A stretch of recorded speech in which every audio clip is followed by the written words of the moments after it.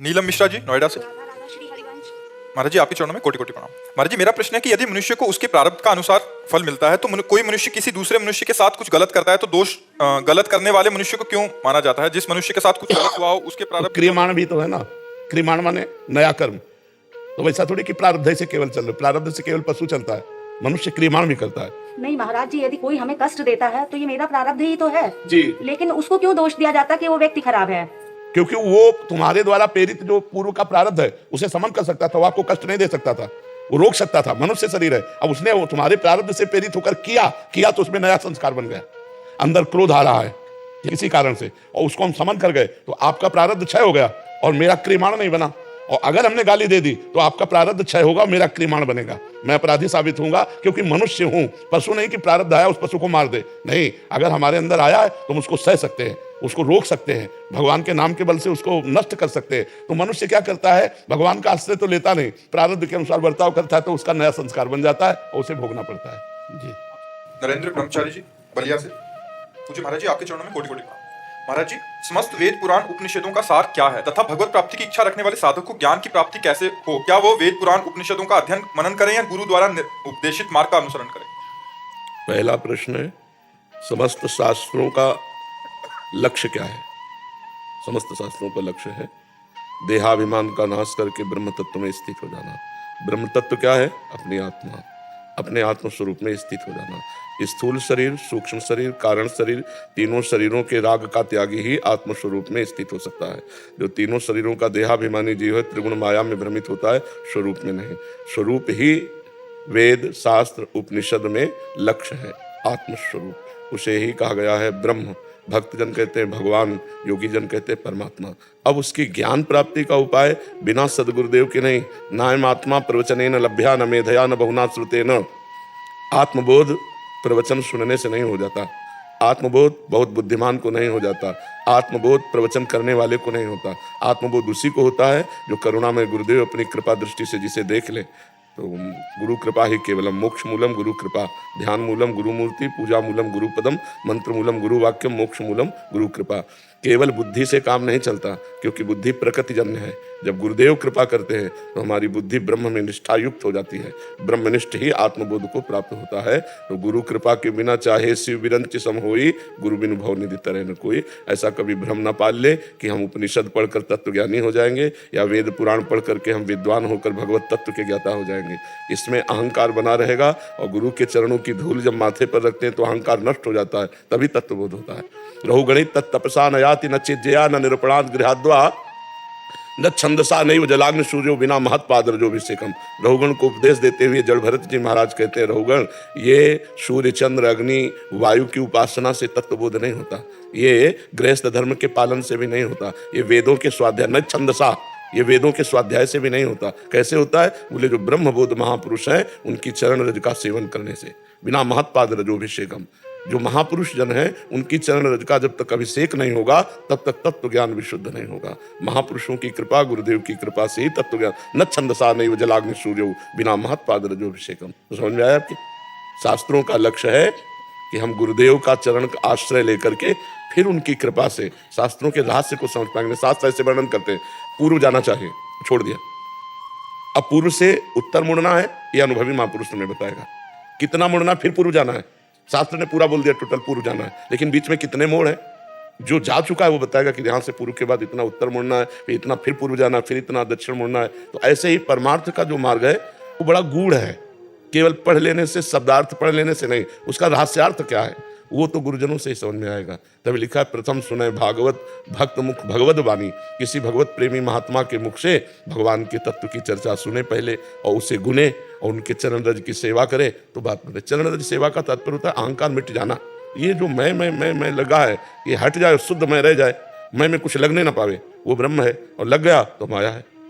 मैं और मोर तोड़ता है माया, मैं में कुछ लग गया, जैसे मैं विद्वान में, धनवान में, कुलवान में, तपस्वी में, भगत में, ज्ञानी, वो माया। और जिस मैं में कुछ नहीं लगा, शुद्ध में, तत्वमसि, वो ब्रह्म में। महाराज जैसे सदगुरुदेव इस नश्वर शरीर से संसार में न हो, तो क्या उनके उपदेश मार्ग का ही अनुसरण करके? हाँ, उनकी भावना पहले करे। जैसे हम साधन मार्ग में चल रहे हैं तो पहले ध्यान मूलम गुरुमूर्ति, अपने गुरुदेव का ध्यान करें और उनके वचनानुसार, उनकी आज्ञानुसार, तो गुरुदेव को प्रधान रख करके यदि हम चलें और शास्त्र स्वाध्याय करें तो सब शास्त्र गुरुदेव की वाणी है, क्योंकि गुरुदेव भगवान, भगवान गुरुदेव। बंदो गुरुपद कंज कृपा सिंधु नर रूप हरि, महामोहतम पुंज जासु वचन रवि कर निकर। और साधु समागम में अधिक समय व्यतीत करें, जहाँ भी रहे साधु समागम में रहे, क्योंकि अगर हम संसारियों के घरों में जाएंगे, उनके घरों में सोएंगे तो हम परमार्थ के पथिक नहीं हो पाएंगे। चाहिए कि जिन सैया पर संसारी पुरुष होते हैं उसका स्पर्श भी न हो, जिन पात्रों में वो पाते हैं उन पात्रों में न पाना हो। विरक्त जन मिट्टी का पात्र या नारियल का पात्र रखते हैं, अपने नारियल के पात्र में भिक्षा ली, बाहर पाया स्कूल या देवालय या वृक्ष के नीचे शयन किया, नदी के किनारे। ऐसे जवानी ऐसे काटनी चाहिए। जब परिपक्व अवस्था आ जाए तो भगवान महलों में रखे, चाहे झोपड़ी में बांध दे, फिर उसमें कोई फर्क नहीं पड़ता। तो गुरु का सानिध्य इसीलिए कहते हैं कि बाधाएं नहीं आ पाएंगी। तो संत सानिध्य, संत रूपी घेरे में रहे तो बाधाएं नहीं आ पाएंगी, क्योंकि साधक अगर विचरण करेगा तो बहुत सी अभानी है। पहले विचरण में बड़ी शांति थी, अब विचरण में बड़ी अशांति है कि अगर लोगों को भ्रम हो जाए तो कहो कहते बच्चा चोर मार डाले। तो विचरण का समय नहीं, संत समागम के घेरे में रहो और खूब भगवत चिंतन परायण रहो। अंदर का चिंतन संसार का न होने पावे, सब शास्त्रों का लक्ष्य यही है। हमारा जो देहाभिमान जनित चिंतन होता है, 5 ज्ञान इंद्रियां मन के सहित विषयों में विचरण करते हैं, उनको हम हटा करके परमात्मा में लगाएं। शब्द स्पर्श रूप रसगंध का त्यागी ही तत्वज्ञानी होता है। जो शब्द स्पर्श रूप रसगंध का भोक्ता होता है वो देहाभिमानी होता है। तो बहुत सावधानी पूर्वक जीवन काटिए, क्योंकि बहुत खतरा है। अब धर्म से चलना, जिनसे हम भिक्षा लेंगे वो धर्म से चलना जानते नहीं, तो वो भिक्षा जाके हमको भी तो अधर्म में प्रेरित करेगी। बड़ी समस्या है साधुता के लिए, क्योंकि जैसा हम अन्न खाएंगे वैसा मन बनेगा, जैसा हम पानी पिएंगे वैसी वाणी बनेगी, जैसा संग करेंगे वैसा रंग चढ़ेगा। तो बहुत कठिन है। अब घर गृहस्थी के लोग पवित्रता, संध्या बंदन ये सब भूल रहे। कौन गृहस्थ 4 बजे उठकर संध्या करता है? प्रातःकालीन संध्या वेला कोई बिरला करता होगा, बिरला। अपने गृहस्थ धर्म का आचरण नहीं जानते। तो हम विरक्त तो गृहस्थों के आश्रित ही है ना। वस्त्र, भोजन व्यवस्था हमारी तो गृहस्थों से ही तो चलती है। अगर वो धर्मयुक्त नहीं रहेंगे तो हम धर्मयुक्त कहाँ से हो जाएंगे? तुम्हारी बुद्धि भ्रष्ट है तो हमारी बुद्धि भ्रष्ट हो ही जाएगी, क्योंकि हम आपका खाते हैं। भाई गृहस्थों से ही तो लेके खाते हैं। तो बहुत समस्या है। इस समय साधुता का निर्वाह कर पाना बहुत कठिन है। हाँ, बैलेंस बना के चलना बात अलग है कि भोगों का भी बैलेंस, समाज का बैलेंस और थोड़ा बड़ा भजन साधन, बकाया कट्टरतापूर्वक अपने धर्म का निर्वाह करने के लिए हमारे पास जंगली फल मूल भी नहीं रह गए। जैसे नहीं कि साधु महात्मा जंगल के फल मूल खा के रहते थे, तो कहाँ जंगल है, कौन सा फल मूल है? तो ये समस्या आ रही है साधुता के लिए कि जैसे कोई सोचे कि हम जंगल के कंदमूल फल खा लें। आप शौच नहीं हो सकते, शौच नहीं हो सकते बाहर कहीं। अव्यवस्था बहुत बड़ी व्यवस्था है विरक्त के लिए, और ऐसे संसार के भोगी पुरुषों के लिए तो कोई परेशानी नहीं है। लेकिन जैसे अपने लोगों ने पीछे जीवन काटा, तो अब काटने लायक समय नहीं रह गया। तो साधु समाज में रहो, काशी है, हरिद्वार है, ऋषिकेश है, जहाँ जैसा अनुकूल पड़े अपना एकांत रहो, संतों का समागम करो, गुरु जी के चरणों के आश्रित रहो, खूब नाम जप करो, मंत्र जप करो, इसी से तत्वबोध हो जाएगा। अब भ्रमण करने लायक समय नहीं रह गया कि आप पद यात्रा गाँव-गाँव भिक्षा मांग करके भ्रमण करें। उपहास करेंगे लोग साधुता, और ये तो धाम है तो यहाँ श्रद्धा है, नहीं तो बाहर श्रद्धा भी नहीं रह गई संतों के प्रति। उपहास करेंगे, उपहास करते हैं संतों का। जी राहुल खन्ना जी, श्री राधे राधे, श्री हरि। महाराज जी राधे राधे, आपके चरणों में कोटि कोटि प्रणाम। महाराज जी, क्या जो भी मनुष्य अभी इस जन्म में इसलिए है कि उसके कर्म ऐसे थे कि उसे जन्म लेना पड़ा, क्योंकि उसे पिछले जन्म में मोक्ष नहीं मिला? ये जितने भी मनुष्य हैं उनको मोक्ष नहीं मिला, इसलिए ये जन्म मिला महाराज जी। हाँ, अगर मोक्ष हो जाता तो फिर जन्म नहीं होता। मोक्ष नहीं मिला, वो अपने शुभ और अशुभ कर्मों का भोग करते रहे और शुभ अशुभ कर्म नए करते रहे। वो क्रम बना रहा। शुभ अशुभ कर्म का भोग करके शुभ अशुभ कर्म जो जमा है उनको विध्वंस कर दे, संचित कर्म जो उनको नष्ट कर दे, आगे के जो शुभ अशुभ कर्म है उनको मिटा दे, भगवान को अर्पित करके उनको निष्फल कर दे और प्रारब्ध के शुभ अशुभ को भोग ले, तो जीवन मुक्त हो जाता है। और जब जीवन मुक्त हो गया तो जन्म होना फिर नहीं होता। और जब तक ये कर्मों की परंपरा चलती रहेगी तब तक हम विविध योनियों में, इस बार तो मनुष्य बने, अगली बार फिर और योनियों में जाएंगे, विविध योनियों में हमारा जन्म मरण होता रहेगा। इसलिए भगवान की शरणागति होकर के भगवान की विशुद्ध नाम रूप लीला धाम का आश्रय ले ले, या अष्टांग योग के द्वारा समाधि के मार्ग में या ज्ञान योग के द्वारा तत्वबोध में पहुँचे। बिना तत्वबोध हुए, बिना असंप्रज्ञात विचक्षणा समाधि लगे और बिना भगवत प्रेम हुए जन्म मरण के चक्र से मुक्त होना बहुत कठिन है। थोड़ा बड़ा भजन कर लिया और मांग कर रहे हैं भोगों की, तो हमारे कर्म संस्कार बनते चले जाते हैं। तो इसलिए हमें बार बार पुनरपि जननम पुनरपि मरणम पुनरपि जननी जठरे शयनम, ये बार बार चक्र चल रहा है। इसी चक्र को मिटाने के लिए हमारा मनुष्य शरीर हुआ है।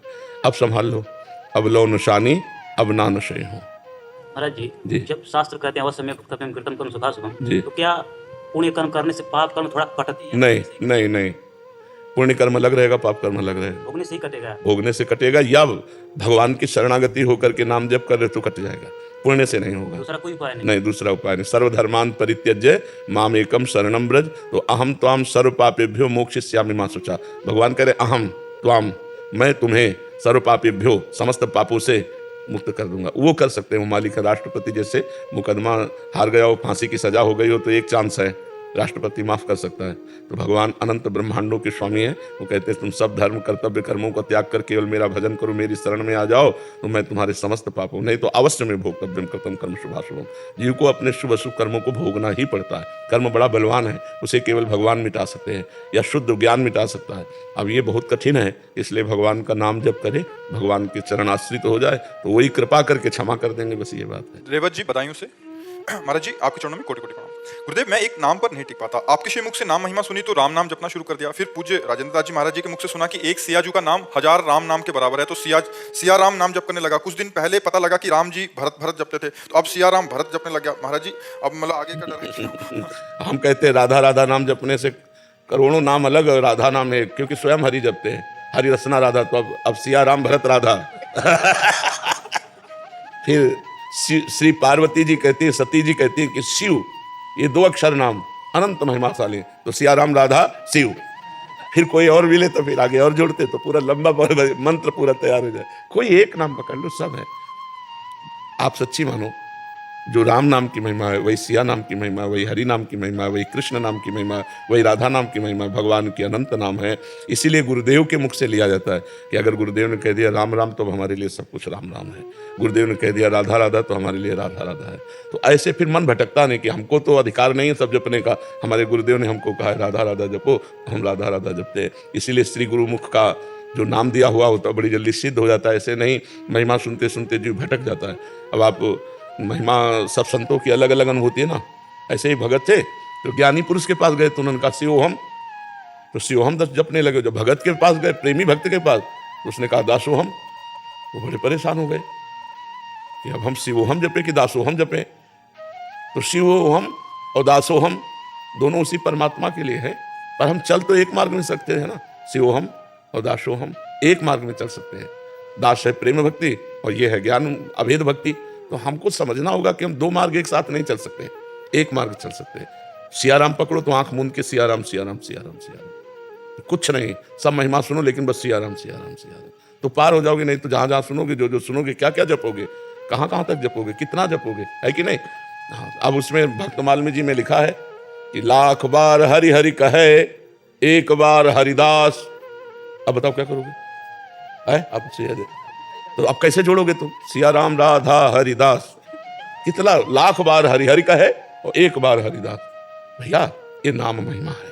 सब नाम समान सामर्थ्यशाली है। हमसे मान लो बात हमारी, सब नाम समान सामर्थ्यशाली है, क्योंकि सब नाम भगवान की प्राप्ति कराते हैं। तो आपको जो प्रिय नाम लगे वो पकड़ लो, आजीवन उसी से को जपो। कुछ भी महिमा सुनो तो यही सोचो कि सब हमारे नाम की ही महिमा है, प्रभु की, ये सब प्रभु के नाम है। बार बार बदलो नहीं और जोड़ो नहीं।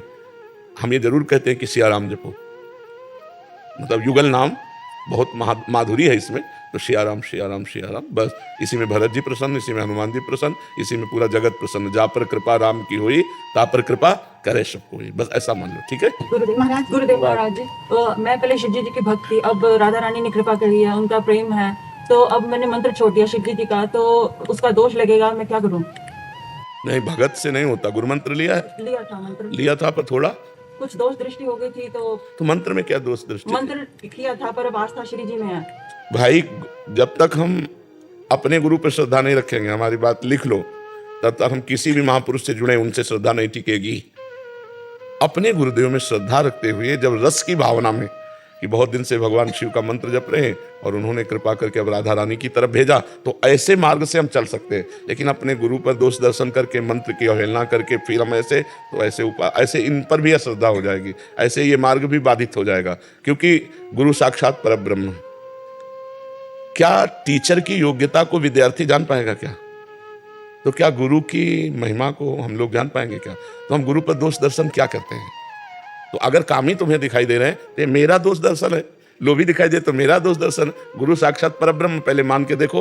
पर उनकी सब शिक्षा का हम पालन करते हैं, जैसा वो बोलते हैं वैसा करते थे। पर अब श्री जी, अच्छा, नामदाता को ना मानो और नाम को मानो तो सिद्धि कैसे प्राप्त होगी? पर प्रभु वो अब श्री जी में आस्था है उनके। नहीं होगी आस्था, हमारी बात मानो, नहीं होगी आस्था, क्योंकि तुमने अपराध कर दिया। पहले दोष दृष्टि, पहले वहां की दोष दृष्टि मिटाओ कि हे गुरुदेव भगवान, आपका संसार में कोई कुछ भी कहे, आप मेरे परब्रह्म परमात्मा हो, नाथ मेरी ये दोष दृष्टि मिटा दो आपके प्रति। जब सब जगह भगवान है तो क्या गुरु में भगवान नहीं? हम ये नहीं कहते कि उनके पास जाओ, पर हमारे अंदर जो दोष दर्शन आ गया उसको तो मिटा दो। निर्दोष होकर के जब हम किसी गुरु का वर्ण करेंगे तो हमारे भाव बन पाएंगे। अपने गुरु पे दोष दर्शन, मुझे तो ये समझ में नहीं आता कि गुरु में दोष दर्शन कैसे हो जाता है। कोई कहते तुम्हारे गुरु कामी है, तो हमारी आंखें नहीं क्या कि हमारे गुरु कामी है? अगर कामी है हमारे गुरु तो भी हमारे लिए बंद नहीं है, लोभी है तो हमारे लिए बंद नहीं है। एक कामी और लोभी संसारिक शब्द गुरु में कैसे लग सकता है? गुरु ब्रह्मा, गुरु विष्णु, गुरुदेव महेश्वरा, गुरु साक्षात परब्रह्म तस्मै श्री। इसीलिए हम सबसे कहते हैं उनसे मंत्र लिया, उपासना लिया, एकांत हो गए, भजन किए, दंडवत किए, न दोष दर्शन ना होने पाए।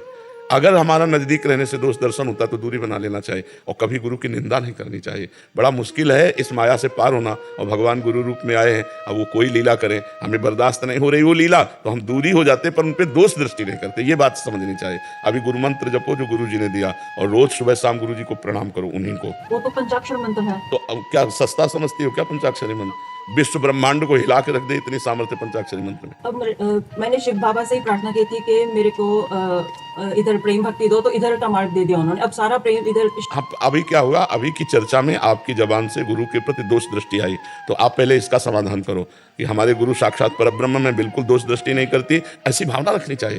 देखो माँ है, माँ कैसी है ये प्रश्न नहीं उठता, कैसी हो तो माँ होनी चाहिए, ऐसा नहीं होता। माँ है, अब इसके बाद जो है सो है, पर वो माँ है, गुरु हैं, और वो जैसे हैं वो जाने। हमको जो उन्होंने दिया वो हमें अपने मार्ग में चलते रहना।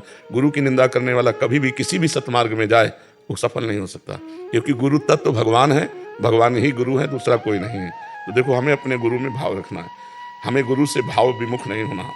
हाँ, हम ये जरूर कहते हैं यदि आपको ऐसा लगता है कि मेरी क्षमता नहीं है तो हम दूरी बना लें और गुरु के चरणों की रोज सुबह शाम पूजा करें मानसिक, और मंत्र जब करें, सिद्ध हो जाओगे, बढ़िया मंगल हो जाए। पहले अपनी बिगड़ी संभालो फिर आगे बढ़ो, नहीं राधा रानी के भी मार्ग में सफल नहीं हो सकते। एडवोकेट परीक्षित शर्मा जी। महाराज जी राधे राधे, आपके चरणों में कोटि कोटि नमन। महाराज जी, मन में एक द्वंद सा रहता है कि हम जो अपनों से प्रेम कर रहे हैं वो प्रेम है या मोह, इसमें अंतर स्पष्ट करने का। मोह, परमात्म दृष्टि आए बिना प्रेम जागृत नहीं होता। जब तक शरीर बुद्धि है, स्वार्थ बुद्धि है, लगाव बुद्धि है प्रकृति में, तब तक उसे राग कहेंगे, आसक्ति कहेंगे, काम कहेंगे, मोह कहेंगे, प्रेम नहीं कह सकते। और जब परमात्मा का भाव लेकर लगाव होता है तो उसे प्रेम कहते हैं। यहाँ कहीं प्रेम नहीं है। अगर प्रेम हो तो प्रेम विवाह के बाद डिवोर्स कैसे हो जाता है, कि झगड़ा क्यों होता है? प्रेम में तो देना होता है, लेना होता ही नहीं। प्रेम में सामने प्रकृतिशील ये शरीर नहीं होते, परमात्मा दृष्टि होती है, क्योंकि प्रेम की पहचान है सूक्ष्मतरम। यहाँ स्थूल देह होती है, माँ पिता परिवार, इसीलिए हम कहते हैं माँ से प्यार करो, पिता से प्यार करो, पर उनमें भगवान मान के प्यार करो। पत्नी से प्यार करो और उसमें भगवान मान के प्यार करो। पुत्र से प्यार करो पर भगवान मान के, तो तुम बंधोगे नहीं। अगर तुम पत्नी को पत्नी मानकर प्यार करते हो तो बंध जाओगे। पत्नी में भगवान का अंश मान करके, भगवान है ना, अगर भगवान ना हो तो बिजली इसमें है ना, बिजली उसमें भी है ना, बिजली उसमें भी है, सब में बिजली है। बिजली देखने वाला भ्रमित नहीं होगा, चाहे वो हीटर हो चाहे वो फ्रिज हो। उसका प्रभाव करण के कारण अलग अलग, एक ठंडा करता है, गर्म करता है, लेकिन बिजली दोनों में समान रूप से है। ऐसे माँ में और पत्नी में दोनों में समान रूप से बिजली है, पर व्यवहार अलग अलग है। एक को हम पूज्य भाव से देखते हैं और एक को हम भोग्य भाव से देखते हैं। तो हमारा जो संबंध है, जब हम भगवत भाव विहीन हैं, सब में भगवान का दर्शन नहीं करते हैं, तो भगवान ने स्पष्ट कहा कि मेरी प्राप्ति के लिए जननी जनक बंधु श्रुतदारा तनु धन धाम सुहृद परिवारा, सबकी ममता ताक बटोरी और मम पद मने बांध बटोरी। हटाओ सबसे ममता, मेरे चरणों में लगाओ। तो तुम, अब आदमी घबरा जाएगा कि सबसे ममता हटा दिया तो जिएंगे कैसे, तो हम उसको ऐसे बोलते हैं, सब में ममता करो और अधिक करो, पर भगवान मान के करो। ऐसा नहीं कि ये मेरी भगवान है, नहीं, ये मेरी पत्नी, पर इसमें जो पावर है वो भगवान है। ये पंखा बहुत छोटा सा है लेकिन इसमें पावर बिजली का है। लाखों मशीनें हैं जो बड़ी बड़ी हैं, लेकिन उसमें भी पावर बिजली है। तो ये जैसे बिजली हम यंत्रों में देखते हैं, ऐसे हर व्यक्ति वस्तु स्थान में भगवान देखें तो हमें बंधन नहीं प्राप्त होगा। और भगवान के सिवा अन्य भाव कुछ भी कर लें हम, वो बंधन को प्राप्त होगा। स्थूल प्रकृति, सूक्ष्म प्रकृति, कारण प्रकृति, तीनों प्रकृति का जो त्याग करके परमात्मा से प्रेम करता है उसे प्रेम कहते हैं। नहीं तो काम होता है, राग होता है, मोह होते हैं, आसक्ति होती है, प्रेम नहीं होता। उसी को संसारी लोग प्यार बोलते हैं, उसी को प्रेम बोलते हैं कि हमें बहुत प्यार है। प्यार का तात्पर्य होता है समर्पण, त्याग, सुख लेने की भावना नहीं। प्यार प्रतिक्षण वर्धमानम, प्रतिक्षण बढ़ेगा। प्यार कामना रहितम, अपनी कोई उससे लेने की कामना नहीं होगी, उसकी कामना की पूर्ति करने की भावना होगी। तो ये अद्भुत प्रेम शब्द है। पोथी पढ़ी पढ़ी जग मुआ, पंडित भया न कोय, ढाई आखर प्रेम के पढ़े सो पंडित होए। तो क्या ये प्रेम है? अगर ये है तो चराचर जगत करता है। पशु पक्षी भी अपने बच्चों से प्यार करते हैं, पशु पक्षी भी अपने परिवार को बहुत प्यार करते हैं। तो अगर ये प्रेम है तो इतना दुर्लभ कैसे कहा गया? फिर तो सब लोग कर रहे हैं। ये प्रेम नहीं है, ये मोह है। सुत बनिता आदि जान स्वार्थ रत ना करुणे सभी ते, अंत ही तो ही तजेंगे पामर तू न तजय वहीं ते, मन पचितई है। फिर ऐसा जो बड़े बड़े महापुरुष कहते हैं, इनका त्याग करना चाहिए, मोह का त्याग करना चाहिए, राग का त्याग करना चाहिए। पर हम बिना प्यार के जी नहीं सकते। आप सोचो कैसे जी सकोगे? सब जगह से प्यार हटा दो तो अपनी देह में प्यार एकत्रित हो जाता है। ये भी तो बंधन है, इससे भी प्यार हटाओ। अब इसको हम हटाओ शब्द से बड़ा चिड़चिड़ापन लगता है। नहीं, कैसे हटा सकते हैं? कैसे जी सकते हैं? तो जोड़ो, ये थोड़ा मीठा लगता है। और प्यार करो, पत्नी को और प्यार करो, लेकिन भगवान का स्वरूप मानकर। इसके अंदर भगवान बैठे हैं। पुत्र को देखो, इसके अंदर गोपाल जी बैठे हैं। माता पिता जगत पिता प्रभु इस हमारे पिता के रूप में है, हमारी माता के रूप में। कितना बढ़िया पवित्र भाव। अब प्यार है, अब प्रेम है। माता पिता को भगवान का स्वरूप समझ करके पूरी आज्ञा का पालन कर रहे। पत्नी अर्धांग है, मेरी प्राण है, मेरे भगवान इस रूप में आए। पुत्र मेरा प्राण है, भगवान इस रूप में आए। चराचर उसी को बढ़ाते चले जाओ। चराचर जगत फिसी राम में सब जग जाने। अब हो गया, महाभक्त हो गए। उसी को बढ़ाते चले जाओ प्यार को। और जड़ चेतन जग जीव जत सकल राम मैं जान, बन्नो सबके पद कमल सदा जोर जो पार। अगर यही प्रेम है तो दुर्गति क्यों होती है? इसका मतलब ये नहीं है। माँ से प्यार, पिता से प्यार, परिवार से प्यार, सबको है, फिर सबको परम पद मिलता है। इसका मतलब है ये वो नहीं है जिससे परम पद मिलता है। परम पद मिलता है ऐसे सब में भगवान की भावना करने से, वही है। नहीं तो देखो, हम जो प्यार करते हैं शरीर से, मानो पत्नी, उसके अंदर से जब भगवान चले जाते हैं तो हम एक दिन भी रख ले उसके शरीर को, तो कहते हैं कि वो चला गया। कौन चला गया? उससे तो तुमने प्यार नहीं किया था जो चला गया। तुमने प्यार किया था स्थूल शरीर से, वो तुम्हारे सामने पड़ा है। तो जिससे हमने प्यार नहीं किया चला गया, मुझे परेशानी क्या? बोले नहीं, अब ये स्थूल शरीर मुझे नहीं चाहिए, क्यों? वो चला गया। मतलब अनजाने में भी हम भगवान से ही प्यार कर रहे थे। वो जब अंतर ध्यान हो गए तो प्यारा शरीर, चाहे पुत्र का हो चाहे पत्नी का हो, हम फिर उसे गले नहीं लगा सकते, क्योंकि वो चला गया जो प्यार करने योग्य था। कौन? परमात्मा। तो अगर जानकर प्यार करते तो तुम मुक्त हो जाते। तुमने शरीर से प्यार किया, पर अनजाने में उस परमात्मा से सब कोई प्यार करता है, चाहे जितना लाडला कोई हो। लेकिन जब वो परमात्मा अंतर ध्यान हो जाता है तो उसके शरीर को विध्वंस कर दिया जाता है, जला दिया जाता है, गाड़ दिया जाता है, फेंक दिया जाता है, संबंध नहीं रखा जाता। यहाँ तक कि भयावह लगने लगता है। नहीं, भयावह लगने लगता। क्यों? वो निर्भय आनंद मोद प्रदान करने वाला परमात्मा तो चला गया, अंतर ध्यान हो गया। अब उस शरीर से कोई मतलब नहीं रहा। तो समझ पा रहे आप जी? मोक्षा जी दिल्ली से। राधे राधे। माँ जी राधे राधे। माँ जी, आपकी वीडियो देख के, प्रवचन सुन के मैंने नाम जपना शुरू किया है। बहुत पॉजिटिविटी भी आ रही है, पर नाम जपते जपते हर बार मन प्रार्थना करने लग जाता है। कभी परिवार की खुशी के लिए, कभी बच्चों के लिए, कभी करते भगवान के रहिए। लिए। किसका? हमारे हाँ, इससे करते नाम जब खराब तो नहीं हो रहा? नहीं बोले नहीं, क्या वो स्वाद अविनाशी क्या है। प्रार्थना करते रहिए, धीरे धीरे सकामता खत्म हो जाएगी, तब आनंद आएगा नाम जप में। हम लोग सब कोई चलते हैं तो सकामता से ही चलते हैं कि हमारा ये काम बन जाए, हमारा ये काम बन जाए। और धीरे धीरे जब अंतःकरण पवित्र होगा तो काम बनने बिगड़ने में दोनों में समान हो जाओगे, तभी सच्ची भक्ति आएगी। अभी आप ऐसे करते रहिए, ऐसे करते रहिए। राधे राधे महाराज जी, आपके चरणों में कोटि कोटि प्रणाम। गुरुदेव भगवान, जब हमारे साथ कोई अनिष्ट होता है तो क्या हमारे गुरुदेव को पता चलता है कि उनका शिष्य विपत्ति में है? पुकारने पर। वो तो अपने हृदय को पूर्ण एकाग्र परमात्मा में किए हुए हैं। जब कोई पुकारता है आर्त भाव से, तब उनका चित्त खिंचता है, फिर उधर जाता है। ऐसे नहीं जाता है, ऐसे नहीं जाता। ऐसे वो भगवत स्वरूप में स्थित रहते हैं। ऐसे तो परेशान ना हो जाए, क्योंकि जिनके लाखों शिष्य हैं तो लाखों बातें उनके दिमाग में आती रहेंगी, तो परमात्मा में स्थित कब रहेंगे? वो हर समय परमात्मा में स्थित रहते हैं। जब कोई सच्चा भक्त आर्त भाव से पुकारता है तो उनका हृदय खिंचता है और उसकी छवि सामने आती है, और फिर पता चलने लगता है अच्छा इस समस्या में, फिर वो अपने चिंतन के द्वारा उसकी दुख निवृत्ति भगवान से प्रार्थना करके दूर करता है। ऐसा है। राहुल सचदेवा जी, गाजियाबाद से। राधे राधे महाराज जी। महाराज जी, कुछ लोग अपने अनुसार ही श्री राधा, श्री राम, महाकाल जी का नाम जप करते हैं, और फिर ये भी कहा जाता है गुरु बिना गति नहीं है। तो क्या गुरुदेव की शरण में इस नाम जप करने का फल होगा कि उसे सदगुरु मिलेंगे, और सदगुरु प्रदत्त नाम जप का फल होगा भगवत प्राप्ति। जो हम लोग अपने मन से नाम जप करते हैं, इसका फल होगा सदगुरु की प्राप्ति। और जब सदगुरु जो नाम देंगे, वही भले नाम दे दे, तो सदगुरु के श्रीमुख से जो नाम मिलेगा वो परमात्मा की प्राप्ति कराएगा। इंदु राय जी। राधे राधे। राधे राधे महाराज जी। महाराज जी, मैं एक सेवानिवृत्त शिक्षिका हूँ। मेरे बच्चे सब अपने पैर पर खड़े हो गए हैं। अब वो लोग हम पर आश्रित नहीं है। अब मैं बाकी उम्र जो शेष बची है भगवान के भजन कीर्तन तथा पूजा पाठ में लगाना चाहती हूँ एवं एकांत चाहती हूँ। लगा दो, अब समय नहीं रह गया है, पता नहीं कब श्वास आखिरी हो जाए। खूब नाम जप करो और एकांत रहने की बात खत्म करो, घर में ही रहो। एकांत कहीं भागने की जरूरत नहीं। जो नाम जप करता है सारे तीर्थ उसके समीप आ जाते हैं। देखो आज का समय ठीक नहीं है। आपका स्त्री शरीर है, आप अपने घर में अपने बच्चे बहू के बीच में रहो और खूब भगवान का नाम जप करो अंदर ही अंदर। और बच्चों की सुधार वाली बातें और बन जाए तो किसी को फ्री सहयोग करो। जो पूर्व में आपको ज्ञान है उसको फ्री सलाह दे दो, उसको उचित सलाह देना भी तो भगवान की सेवा हो जाएगी। और भागो नहीं, कहीं भाग के मत जाना। हाँ, कहीं भाग के जाने की जरूरत नहीं। आज का समय ऐसा नहीं कि आप जाकर किसी तीर्थ स्थान में अकेली कुटिया बना कर रहे हैं, सब समय नहीं। अपने अपने घरों में रहो, अच्छे चरित्रवान बनो, नाम जप करो, अपने परिवार को भगवान की पूजा समझो। अब ऐसे जैसे एक सन्यासी रहता है ना, ऐसे रहो, बहू बेटे के बीच में रहो, लड़ाई झगड़ा मत करो, ज्यादा उनको उपदेश मत करो। नहीं, नए बच्चों को ज्यादा उपदेश अच्छा नहीं लगता है, ले तो ज्यादा उपदेश, उचित सलाह दे दिया, अपना नाम जप करें, अपने घर में रहो, सुरक्षित घर में रहो। आज का समय अब नहीं रह गया है ऐसा कि आप ऐसे तीर्थों में जाकर के कुटिया बना के रहें, वैसा नहीं रह गया है। बहुत मतलब समय के अनुसार अपने को परिवर्तित कर लेना चाहिए। बहुत समय वैसा हो चुका है, बहुत निम्न कोटि का चिंतन मन। अब देखो एक स्त्री जा रही है, उसके गले में बहुत 40,000 रुपया की चैन होगी, अब उसकी जिंदगी कितनी बड़ी है, और ऐसे पकड़ा खींचा पूरे रोड में घसीटते। तो कितने नीच पुरुष हैं, कितने हिंसक वृत्ति वाले हैं कि एक छोटी सी रकम के लिए उसकी जान की परवाह नहीं करते। तो समय ऐसा नहीं रह गया है। अपने घरों में रहो, चाहे पुरुष हो चाहे स्त्री हो, अपने घरों में रहो और पवित्रता से जीवन निर्वाह करो, तो तुम संत ही हो। हाँ, जो बीतराग भगवान के परमहंस जन हैं उनका तो बात अलग है, लेकिन आप लोग गृहस्थी का सेवन किए हो। अब घर गृहस्थी छोड़ करके संत बनना बहुत, मतलब जो संत के लक्षण है उनमें चलना बड़ा कठिन है।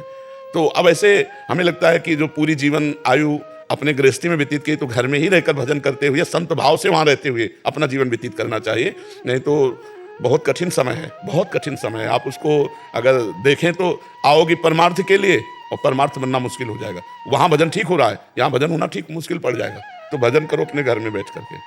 आशा जी, राधे राधे महाराज जी। महाराज जी, जब हम निद्रा में होते हैं और सुबह जागने पर हम कहते हैं कि आज बहुत अच्छी निद्रा आई, जबकि हम तो सो रहे थे, जिसको नहीं, आप जग रहे थे, बुद्धि सो रही थी। आप जग रहे थे, बुद्धि सो रही थी। आप तीनों अवस्थाओं के साक्षी हैं। जागृत, मैं 8 घंटे से जग रहा हूं, मैं 10 घंटे से मेहनत कर रहा हूं, मैं सो रहा हूं, मैंने स्वप्न देखा।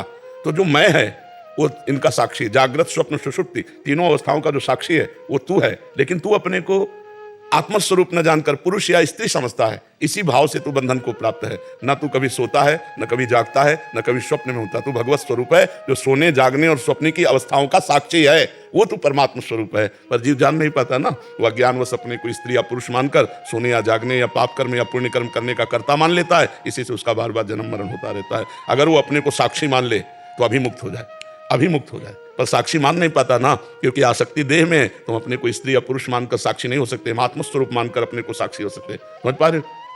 श्वेता जी, शिवांश दुबे। महाराज जी, हमारा विवाह 10 दिन पहले ही हुआ है। महाराज जी, समाज में व्याप्त पति पत्नी के रिश्तों में कटुता देखकर मेरा मन भी अपने भविष्य के दाम्पत्य जीवन में के प्रति। दोनों को चाहिए अवलो न सानी अवना न सही हो, इस शब्द पर ध्यान दीजिए। बॉयफ्रेंड गर्लफ्रेंड ये प्रायः नए नए बच्चे बना लेते हैं। ना बनाया हो तो भगवान की बड़ी कृपा है, अगर बनाया हो तो एक दूसरे से बताना नहीं। और अब अपनी गर्लफ्रेंड की चर्चा नहीं होनी चाहिए।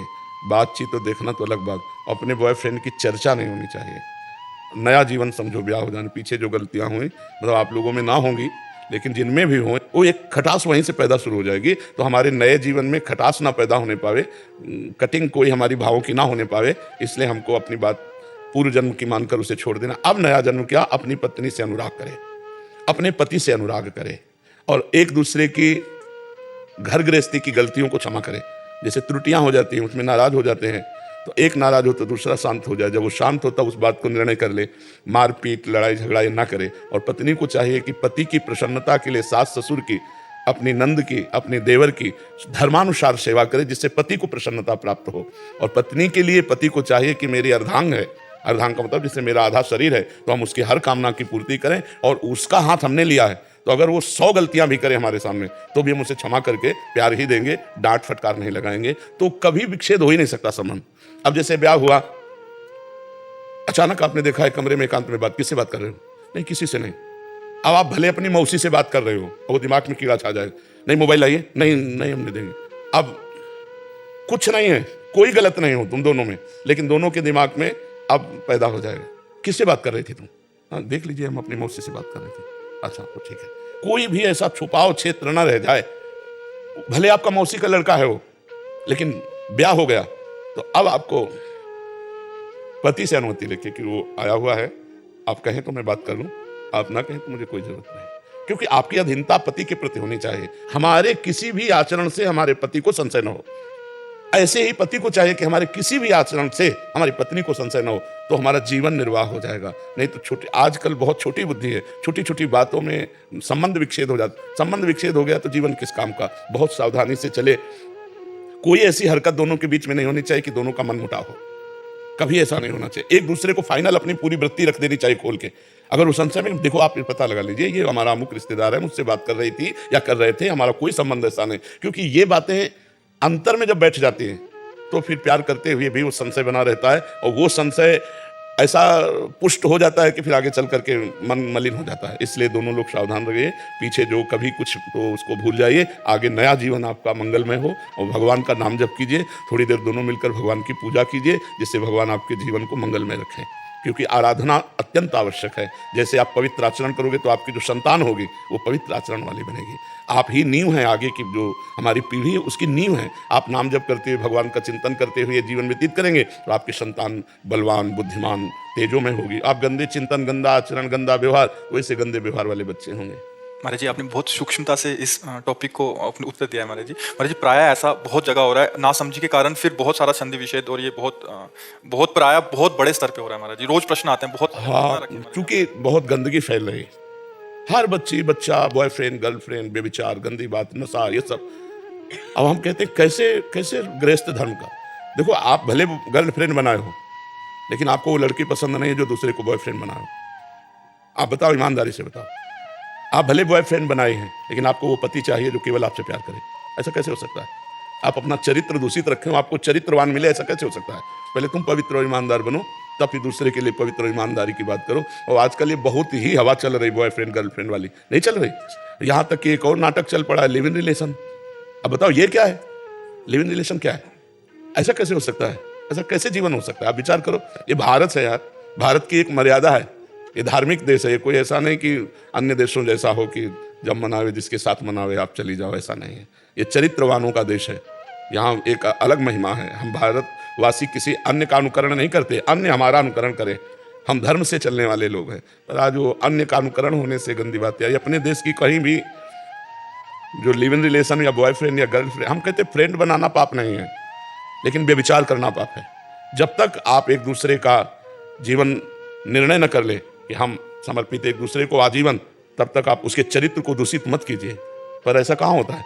मुझे तो जैसा सुनाई पड़ा, क्योंकि अपने न समय में था और ना अपने किसी को जानते हैं ऐसे, लेकिन जो नए नए बच्चे मिलते हैं उनका मतलब यही होता है, बताते हैं कि मतलब यही है कि गंदी बात करना मतलब यही है। तो गंदी बात करके तो फिर जब नवीन पुरुष या नवीन बालिका को आप स्वीकार करेंगे तो आचरणों में देखो, खुली बात है, अगर आप 4 होटलों का हफ्ते में भोजन पाते हैं तो आप एक रसोई का भोजन नहीं पा सकते।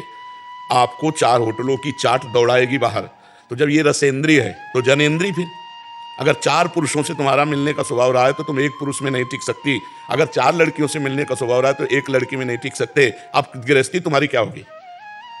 तुम देख रहे हो हमारा पति औरों से बात कर रहा है, औरों के साथ खेल रहा है, वो देख रहे हैं कि हमारी पत्नी औरों से बात कर, क्या गृहस्थी रहेगी यार?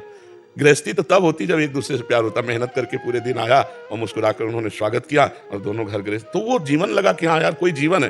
अब वो घर आ रहा है, वो देख रहा है दूसरे पुरुष से बात कर रहे हैं, क्या जीवन है ये? नरक जीवन है। तो हमें लगता है कि सुधार कर आ जाए और ब्याह हो जाए, तब तो हर क्षेत्र में बिल्कुल ब्रेक लगा देनी चाहिए और अपने पति के अनुकूल या पत्नी के अनुकूल होकर चलना चाहिए। नहीं तो बहुत ही गृहस्थ जीवन, बहुत ही कूड़ा जीवन हो रहा है इस समय।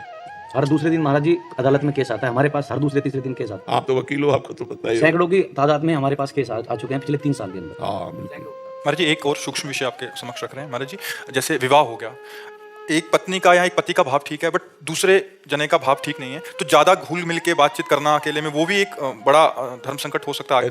मतलब किसी और से घुल मिल के, हाँ मतलब वो, क्योंकि वो तो बाहर हैं या इधर वो घर में ये बाहर हैं, तो फिर वो किसी अन्य। बिल्कुल नहीं, पत्नी को सावधानी रखनी चाहिए कि कभी भूल करके ऐसे आचरण नहीं करने चाहिए, या पति को भी, कि जिससे पति पत्नी के बीच में संशय पैदा हो जाए।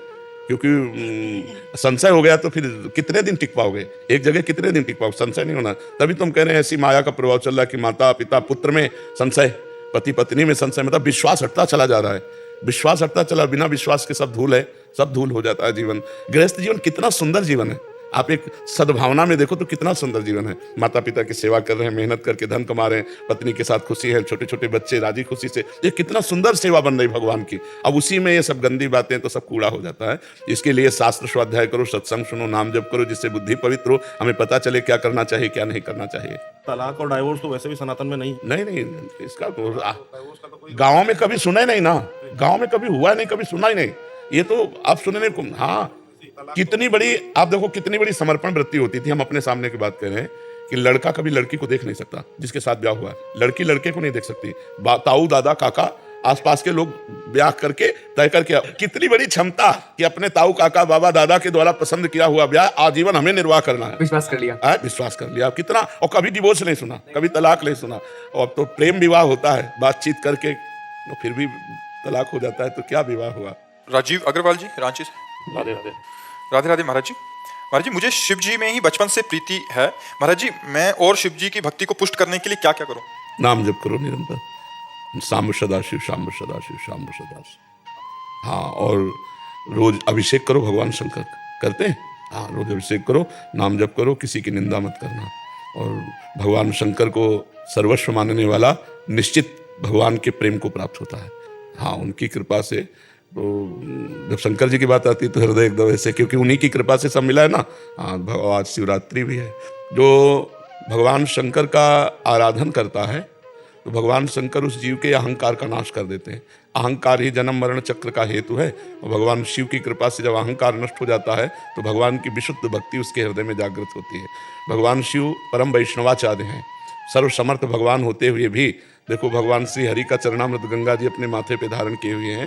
तो बिना शिव भक्ति के अहंकार नाश नहीं होता, बिना अहंकार नष्ट हुए हरि की भक्ति नहीं होती। तो शिव और हरि दोनों एक होते हुए भी सर्वप्रथम शिव आराधना, शिव आराधना से ही जा पर कृपा न करें पुरारी, सो न पाओ मुनि भगत हमारी। हमको लगता है सबको पहले भगवान शंकर की आराधना करनी चाहिए। भगवान शंकर की आराधना से ही भगवान श्री हरि में विशुद्ध प्रेम, और कोई भी विद्वान जो अद्भुत विद्वान है वो भगवान शंकर की कृपा से ही होगा।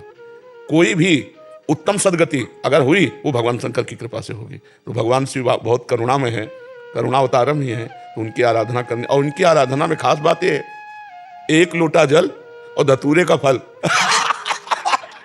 विश्व में कोई देवता नहीं जो खाता धतूरे का फल, कोई देवता लेगा?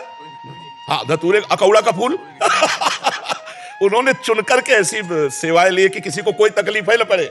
जंगल में कहीं भी चले जाओ, बिल्व पत्र ले लो, धतूरे का फल ले लो, कौड़े का फूल ले लो, सबसे ज्यादा प्रिय चीजें हैं ये। और एक लोटा जल चढ़ा दो, प्रणाम कर लो, इतने में खुश हैं भगवान शंकर। हाँ, बहुत आशुतोष है, शीघ्र प्रसन्न होने वाले, बहुत करुणा में, और महान शक्ति है। पूरे विश्व का विनाश करने का पावर इनमें, तीसरा नेत्र खोलने तो सब हाहाकार मच जाए। और इन्हीं के अर्धांग से काली दुर्गा अंबिका, ये सब इन्हीं के तो अर्धांग में विराजमान है। भगवान शिव की जितनी शक्तियां हैं उन्हीं के अंश से तो प्रकट है। तो भगवान शिव की आराधना सबको करनी चाहिए, धन प्राप्ति के लिए, बुद्धि प्राप्ति के लिए, परिवार मंगलमय हो इसके लिए, या भगवान की प्राप्ति के लिए, या तत्व ज्ञान के लिए, जो चाहो भगवान शिव प्रदान करेंगे। तो सबको चाहिए भगवान शिव की आराधना करें। 2 मिनट लगता है, बढ़िया पात्र मार्जन करके नहा धो के एक लोटा जल ले लो, 4 बिल्व पत्र ले लो, फूल ले लो, फल और समर्पित कर दो, प्रणाम कर लो, इतने में जिंदगी सुधार देंगे भगवान शिव। बड़े कृपालु हैं। महाराज जी, पूर्व में बनारस में महाशिवरात्रि वाले दिन आपकी दिनचर्या क्या रहती थी? उपवास और 8 पैर की पूजा। 8 पहर होते ना, तो 8 पैर की, 4 पैर रात्रि भर पूरे जगते थे और दिन से उपवास रहते थे, कुछ खाना पीना नहीं। भगवान शंकर की आराधना, वहाँ तो विश्वनाथ जी हैं, काशी विश्वनाथ जी, तो वहाँ तो 8 पैर की आराधना होती है। वहाँ तो अब तो काशी है, भगवान का घर है वहाँ तो। महाराज जी, आराधना में आप नाम स्मरण करते थे? मंत्र। हाँ, मंत्र जब अपवित्र दशा में जैसे शौच जा रहे हैं तो फिर नाम जप करते थे, और यही जप करते थे, शाम सदाशिव शाम सदा। हाँ, यही जप। महाशिवरात्रि में रात्रि की महिमा है महाराज जी, उस समय रात्रि पूरी रात नहीं, पूरे 8 पैर की, 8 पैर की पूजा की महिमा, 4 पैर दिन के और 4 पैर रात्रि के, 8 पैर की। मंत्र समझ में शाम सदाशिव, शाम्ब सदाशिव, शाम सदाशिव, सांब सांब सांब सदाशिव, सांब सदाशिव, मतलब सांब सदाशिव। ऐसे मंत्र थोड़ी बोले जाते हैं, यही तो सांब सदाशिव। हाँ, ये जो मंत्र है